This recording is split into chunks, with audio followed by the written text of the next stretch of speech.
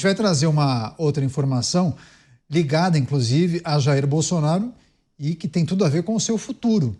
Com o fim das eleições, aliados de Jair Bolsonaro já preparam para um possível indiciamento do ex-presidente. Isso porque o encerramento das disputas municipais acabaram abrindo um caminho para a PGR, a Procuradoria-Geral da República, decidir sobre duas investigações que envolvem o mandatário. A suposta fraude na carteira de vacinação de Covid e também a alegada venda de presentes oficiais, aqueles presentes sauditas. Bolsonaro já foi indiciado pela Polícia Federal em ambos os casos. Só que agora a expectativa é que a PGR valide as denúncias. Um outro temor entre aliados do ex-presidente é sobre o fim do inquérito da suposta tentativa de golpe de Estado, que deve ser finalizado até o fim deste ano. O entorno de Jair Bolsonaro acredita que a Polícia Federal vai indiciá-lo por crimes como golpe de Estado, abolição violenta do Estado Democrático de Direito e associação criminosa, cujas penas somam pelo menos 28 anos. Você, Cristiano Beraldo, a gente trouxe a informação há alguns meses, né, sobre essa sinalização que a manifestação da PGR não aconteceria durante o período eleitoral para não prejudicar, muitas vezes, candidato A ou B, ou inclusive bagunçar e embaraçar esse processo. Agora, as informações, inclusive, de interlocutores, pessoas no entorno de Jair Bolsonaro, projetam que o encerramento desses inquéritos e a manifestação da PGR podem indicar, sim, uma possibilidade de prisão. Você, particularmente, olhando para esses dois casos, o esquema de fraude no cartão de vacinação e também a suposta venda de joias saudistas, né? Um esquema de venda de joias recebidas enquanto ele era presidente. Esses dois casos poderiam culminar em prisão do ex-presidente, Beraldo? Renato, eu tenho vários pontos onde eu posso argumentar aqui, divergir do ex-presidente Jair Bolsonaro, enfim, isso pode ser uma discussão longa. Mas se a gente olhar objetivamente sobre esses dois casos, sobre o cartão de vacina, sim, é um crime, é uma fraude, ela precisa ser provada e punida exemplarmente, até porque, vindo, né, se ela aconteceu e vindo ali do entorno do presidente, precisa ser punida exemplarmente. O que não pode é simplesmente se reduzir esta ocorrência ao cartão de vacina do ex-presidente e dos seus familiares. Porque eu duvido que não tenha acontecido milhares de fraudes nos tais cartões de vacina. Porque se fizeram ali, não foi para ele. Aquilo ali já devia ter, se aconteceu de fato, já devia ter ali um sistema funcionando para poder dar cartão de vacina ou comprovação de vacina para quem tivesse, de alguma forma, acesso a esse esquema.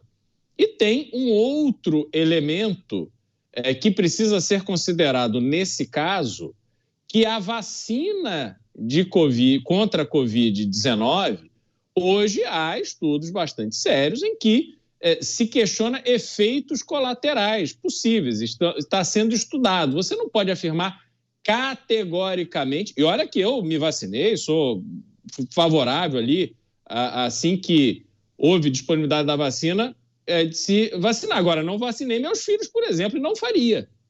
Porque se nós não sabemos efetivamente quais são os efeitos colaterais, é preciso ter serenidade e calma. Isso não é uma coisa corriqueira.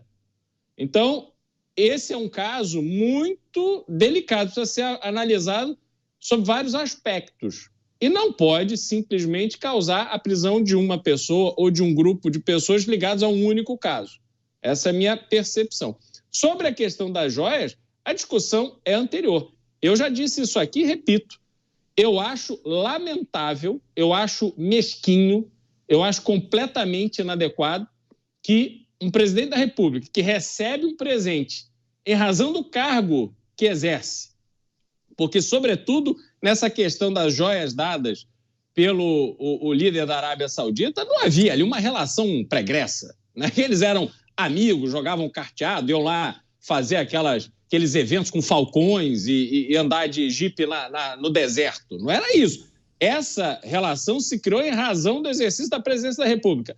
Recebeu um presente, por mais que a lei diga que presentes com aquelas características são da pessoa, não é da presidência da República, eu acho inaceitável, eu acho uma demonstração de mesquinharia você pegar um presente desse, que mal ou bem tem um valor histórico, e vender isso para ficar com dinheiro. Eu acho isso, assim, horroroso. Jamais, jamais, jamais, em hipótese alguma, eu pessoalmente teria uma atitude dessa.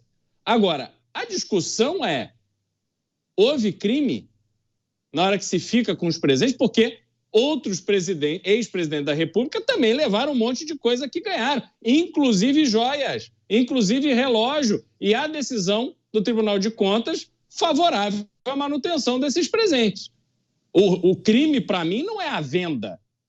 Se houve crime, foi na manutenção do presente. O que você faz depois é problema da pessoa. Então, assim, essa discussão me parece um pouco nublada, do jeito que ela está sendo conduzida. E, a partir disso, gerar uma prisão, eu vejo com muita desconfiança. Pois é, inclusive houve recentemente uma mudança de entendimento do Tribunal de Contas da União, Beraldo mencionou isso, sobre presentes recebidos por chefes de Estado. Isso poderia beneficiar Jair Bolsonaro, já que a defesa justamente alega que não havia um regramento claro sobre os presentes que são recebidos por presidentes da República. Há, claro, uma expectativa de que a Procuradoria-Geral da República formalize a denúncia em relação a 2 casos, 2 episódios. O suposto esquema de venda de joias sauditas e também a fraude em cartões de vacinação, adulteração de cartões de vacina. Chama o Roberto Mota para trazer a sua análise e reflexão sobre esse temor, né, dos aliados de Jair Bolsonaro e essa previsão que ele provavelmente será denunciado, mas alguns entendem que não seria improvável uma prisão. Mota. Questões políticas se resolvem com política, não com polícia. Um país onde a polícia é usada com finalidades políticas se arrisca a entrar em um ciclo vicioso de ataques e represálias, do qual depois é muito difícil sair. Que os homens de bom senso do Brasil reflitam sobre isso e que exerçam pressão sobre aqueles homens que têm poder, mas não têm bom senso. Chamar o delegado Palumbo vai fazer também a análise sobre essa notícia. Delegado Palumbo, são 2 casos que requerem investigação, apuração. Caso tenha havido desrespeito à legislação vigente, é necessário que haja a punição. Mas quando se fala em prisão, o senhor acha exagero? Não, que a gente precisa considerar? Eu acho muito exagerado isso. Já tornaram ele inelegível por causa de uma reunião. Ganhar presente e vender não é tipificado no Código Penal como crime, não há lei que defina como crime. Você não pode indiciar ninguém por fato que não esteja previsto em lei. A lei não pode retroagir para prejudicar o investigado. Golpe de Estado, também não acredito nessa possibilidade. Já visto que ele estava nos Estados Unidos, nem no Brasil ele estava, né? Então, eu acho que está tendo um pouco de exagero, né, por parte do Poder Judiciário, mas, tirando um pouquinho o foco desse assunto, se você for entender pelo lado da política, para a esquerda, é muito melhor que ele se torne elegível, o Jair Bolsonaro, e Pablo Marçal não se torne inelegível, porque vai rachar a direita, caso esses 2 nomes venham a concorrer. E aí ficaria mais fácil para a esquerda. Programa Os Pingos nos Is, recebendo as pessoas que nos acompanham pelas emissoras de rádio espalhadas por todo o Brasil. Muito obrigado pela parceria, pela audiência todos os dias aqui com a gente.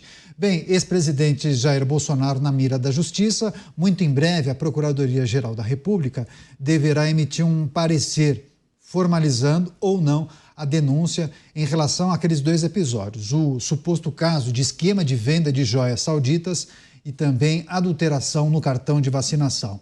Deixa eu chamar o Cristiano Beraldo, porque quando eu trazia a notícia, Beraldo, a informação, claro, de bastidor, indica que aliados de Jair Bolsonaro temem principalmente o avanço da investigação e do processo que envolve a suposta trama golpista. De todos os episódios, as investigações que envolvem Jair Bolsonaro, esse talvez seja o caso mais sensível, Cristiano Beraldo, porque quando a gente olha os julgamentos e as penas para aquelas pessoas, os populares que acabaram invadindo e depredando as sedes dos três poderes, nós observamos penas altas, né? Assim, 15, 16, 17, 18 anos, enfim.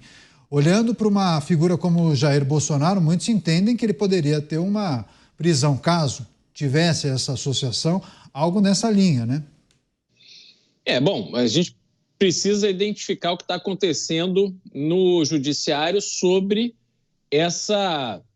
esse universo de eventos que, para alguns, justifica a ameaça ao Estado democrático de direito. E aí, de fato, Candiato, se você olhar ao julgamento que essas pessoas que invadiram os prédios na Praça dos Três Poderes, naquele janeiro de 2023, as sentenças estão sendo no sentido de afirmar, de garantir, de estabelecer que houve, sim, uma tentativa de golpe, que queriam interromper o pleno funcionamento da democracia brasileira.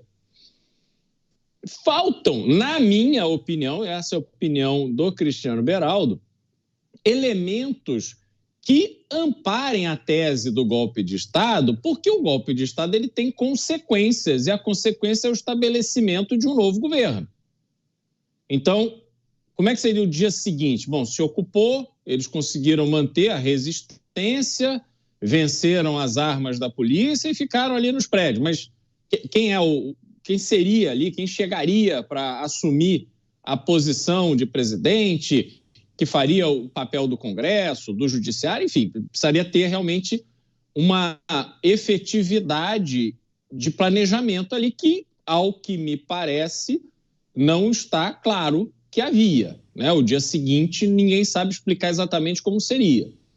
Mas, por outro lado, se os julgamentos já estão confirmando que houve, sim, que havia um propósito de depor o presidente da República e se estabelecer um novo governo, lembrando que o ex-presidente já tinha saído do governo. Mas não passou a faixa presidencial. Sim, mas o novo governo tomou posse de forma completamente limpa, tranquila, sem nenhum grande evento.